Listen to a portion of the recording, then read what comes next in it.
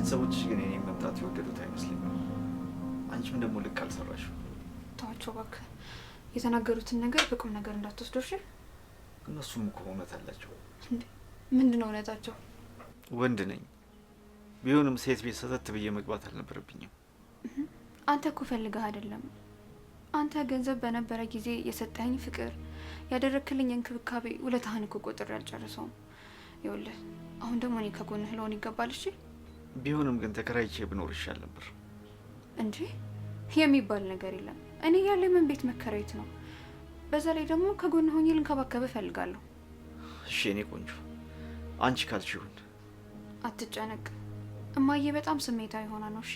ልክ ማንነትን ስታውቅ እሷም ትወድሃለች። አሁን እኮ ገንዘብ ፈልገ የመጣ ስለመሰላት ነው። ቆይ እህትሽስ ምን አደረግባት? እሷን ተዋት፣ አመሏ ነው። ወንድ በዙሪያ እንዲሆን አትፈልግም። ቆይ ለምን?